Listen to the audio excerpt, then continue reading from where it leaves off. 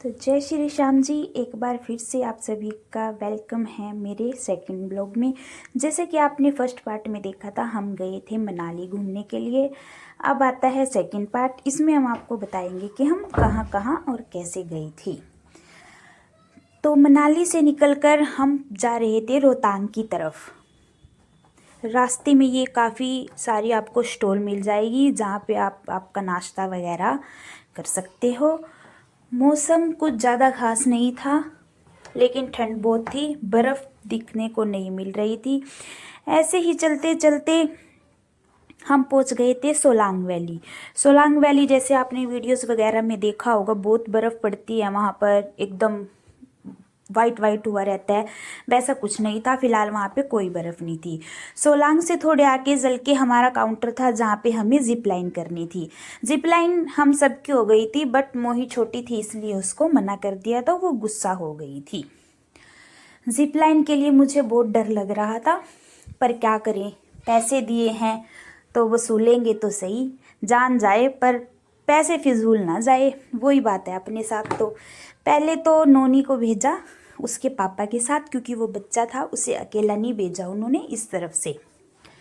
वो दोनों तो गए बड़े ही आराम से, नोनी को तो बिल्कुल भी डर नहीं लगा था। अब आप देखना कैसे एंजॉय करते हुए जाएंगे वो, ये देखो, बिल्कुल भी डर नहीं लगा इस लड़के को। इनके बाद आती है फिर मेरी बारी। डर बहुत लग रहा था मेरे को, पर जैसे कि आपको पता है, पैसे दिए हैं तो जाना तो पड़ेगा। आंखें बंद करके राम राम राम राम करते हुए जैसे तैसे करके उस तरफ चली गई। उस तरफ जाने के बाद हवा का जो बहाव था तो तेज था। वहाँ जाने के बाद उन भैया ने बोला कि आपको और बच्चे को अलग अलग ही जाना पड़ेगा। उस तरफ से उन्होंने नोनी को और उसके पापा को अलग अलग भेजा। और नोनी तो मतलब मेरे से भी ज़्यादा हिम्मत वाला निकला। ये देखो आप, अकेला आ रहा था आराम से अपने पापा का हाथ पकड़ के। इसको देख के मुझे डर लग रहा था, बस किसी तरह ये जिप लाइन पूरी हो जाए, अपने घर चले जाएं आराम से। उसके बाद आती है सुमन और विक्की की बारी। सेम वही हाल सुमन का था जो मेरा था, बट फिर वही बात है, पैसे दिए हैं तो करना तो पड़ेगा ही। उन्होंने भी अपनी जिप लाइन कंप्लीट कर ली थी जैसे कैसे करके। फिर वहाँ से हम निकलते हैं, एक तो वहाँ पर खड़े होके फ़ोटो क्लिक करते हैं जब तक सुमन और वापस आए। वहाँ से निकल कर हम चल दिए थे आगे रोहतांग की तरफ। रोहतांग वाले रास्ते में भी आपको कुछ खास ऐसी बर्फ़बारी देखने को नहीं मिली थी। हाँ, पर ये था, टेम्परेचर इतना था कि जो भी पानी वगैरह था ना नाली वगैरह में या पहाड़ों से, वो बिल्कुल जम चुका था, एकदम ही बर्फ़ बन चुका था, सूखा पड़ा हुआ था बिल्कुल ही।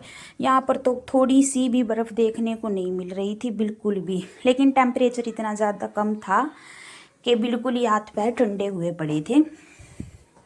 ऐसे करते करते, मौसम को देखते देखते और ये उम्मीद लगाते लगाते कि कब ये पहाड़ हमारे पास आएंगे, कब हमें बर्फ़ में जाना मिलेगा, निकल पड़े थे।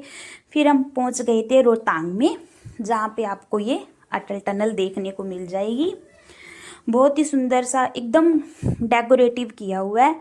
बर्फ़ यहाँ पर भी नहीं थी। हम वीडियोस वगैरह में देख देख के जाते हैं ना, अटल टनल पे बर्फ़ दिखेगी, ये है वो है। फ़िलहाल तो वहाँ पर कुछ भी नहीं था। और वहाँ के मौसम के अनुसार आगे 19-20 तारीख तक कोई चांस भी नहीं था बर्फ़ पड़ने का। अब आपको ज़्यादा बोर ना करते हुए सीधा आपको अटल टनल के बाहर दिखाते हैं। वो आता ना एकदम खूबसूरत सा व्यू, बिल्कुल बर्फ़बारी। ये देखो, ये व्यू था वहाँ का। जो ये बिल्कुल सामने वाला पहाड़ था ना जिस पे धूप पड़ती है, एकदम सूखा पड़ा था, जैसे वो रेगिस्तान में नहीं होते राजस्थान में मिट्टी के पहाड़, बिल्कुल वैसा हुआ पड़ा था ये। इसकी दूसरी साइड वाला जो पहाड़ था उस पे बर्फ़ दिख रही थी, तो वहाँ से थोड़ा दिल को ये दिलासा हो रहा था कि हाँ भाई चलो आगे जाके कुछ तो मिलेगा, कुछ तो मिलेगा। ऐसे करते करते चल दिए थे उस तरफ।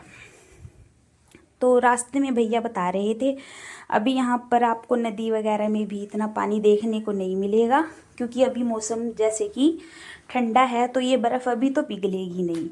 बट ये है जैसे अभी बर्फ़बारी होगी तो गर्मी के साथ साथ ये बर्फ़ भी पिघलेगी, तो ग्लेशियर जो पिघलेगा उसकी वजह से यहाँ पर बहुत ही ज़्यादा पानी हो जाता है।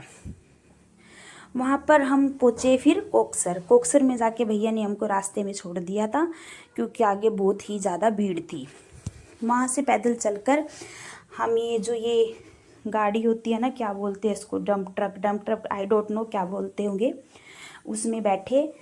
भैया इन्होंने इतनी लूट मचा रखी है वहाँ पर, सिर्फ 1.5 किलोमीटर के इन्होंने हमसे 1500 रुपये लिए एक ये गाड़ी के, और बोले आप 6 हो तो आप 3 गाड़ी करो। हमने कहा भाई हम जाएंगे 3 एक गाड़ी पे, बट हम तुम्हें एक गाड़ी के एक्स्ट्रा पैसे नहीं देंगे। एक गाड़ी के 1.5 किलोमीटर के 1500 रुपये इन्होंने हमसे ले लिए थे। खैर चलो, इतने पैसे लगा के आए या तो ये और सही। ये देकर फाइनली हम पहुंच चुके थे वहाँ जहाँ के लिए हम आए थे। वहाँ पर जाकर हमने बोला हेलो गाइस, हम आ गए हैं जहाँ पर हमें आना था। वहाँ पर जाकर हमने फिर कुछ एक्टिविटीज़ की जिसके लिए हमें ऊपर चढ़ना था। ये देखो, ये टायर वगैरह की एक्टिविटी थी, कुछ खास नहीं होता, जस्ट एक बार पुश कर देते हैं, वो नीचे जाओ, बस आपकी एक्टिविटी ख़त्म। इतनी सी एक्टिविटी करवाते हैं ये।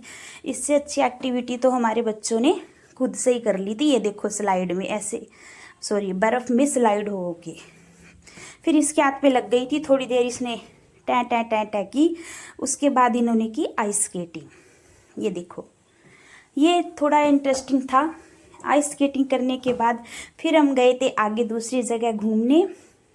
अगर आपको हमारा व्लॉग पसंद आए और हमारा व्लॉग और देखना हो तो हमारे चैनल को लाइक करें, शेयर करें एंड सब्सक्राइब करें। तो मिलते हैं आपको नेक्स्ट व्लॉग में, तब तक के लिए प्लीज़ चैनल को लाइक करें, शेयर करें, सब्सक्राइब करें।